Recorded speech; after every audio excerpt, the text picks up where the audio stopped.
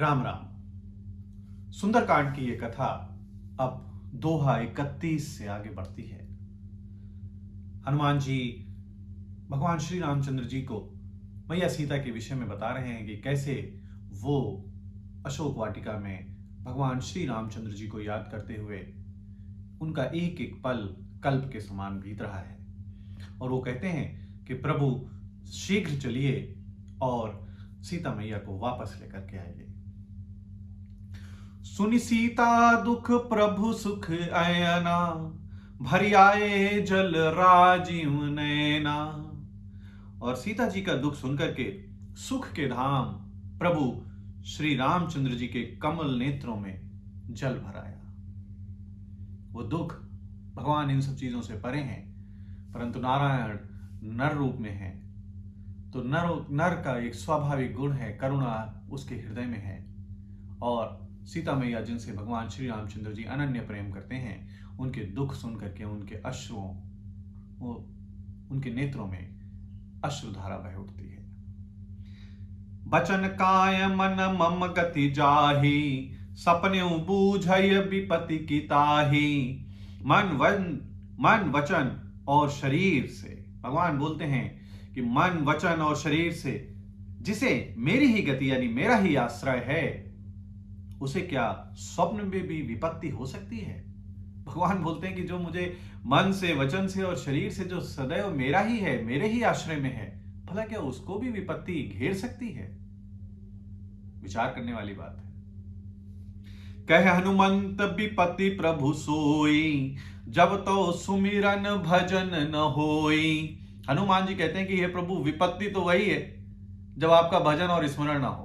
यानी जीवन में केवल वही विपत्ति का समय है, वही कष्ट का काल है जब हम भगवान का स्मरण नहीं करते हैं। इसलिए हर समय आपको प्रभु को अपने हृदय में ही बसा करके रखना चाहिए।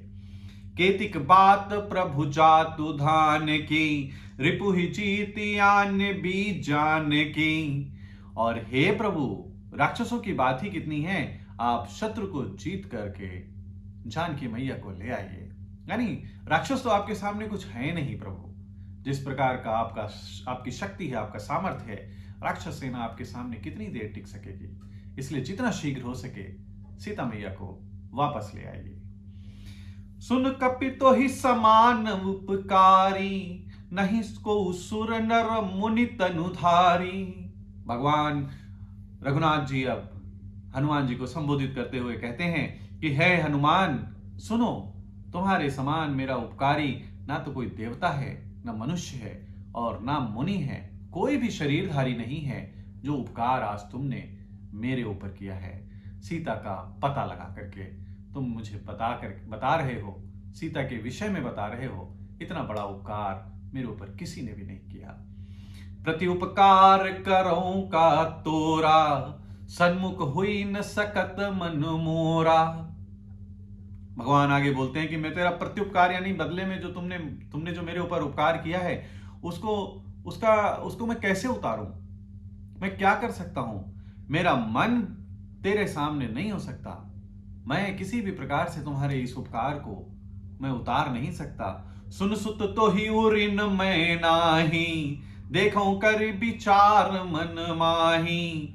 और वो कहते हैं कि हे पुत्र, हे हनुमान, हे मेरे प्रिय भक्त, मैं खूब विचार करके मैंने देख लिया है हर प्रकार से, लेकिन मैं तुमसे उऋण नहीं हो सकता। ये तुम्हारा जो ऋण है मेरे ऊपर, मैं कभी भी इससे उऋण नहीं हो सकता। और भगवान श्री रामचंद्र जी ने हमेशा जीवन पर्यंत हमेशा इस बात को माना कि हनुमान जैसा भक्त कोई हो नहीं सकता और राम जैसा कोई प्रभु भी नहीं हो सकता।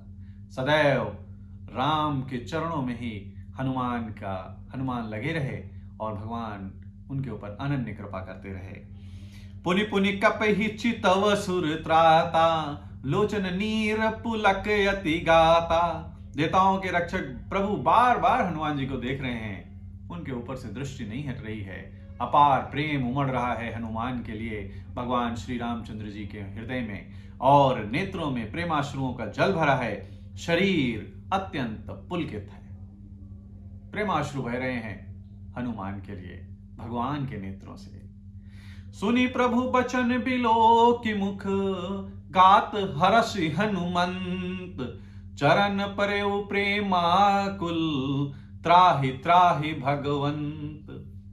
और प्रभु के वचन सुनकर उनके प्रसन्न मुख और पुलकित अंगों को देखकर हनुमान जी हर्षित हो गए हैं।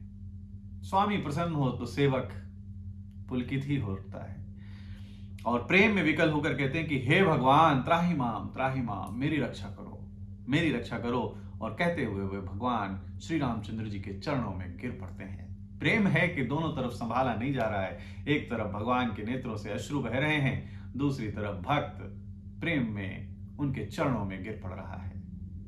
अद्भुत दृश्य है इस समय किष्किंधा की उस गुफा के अंदर।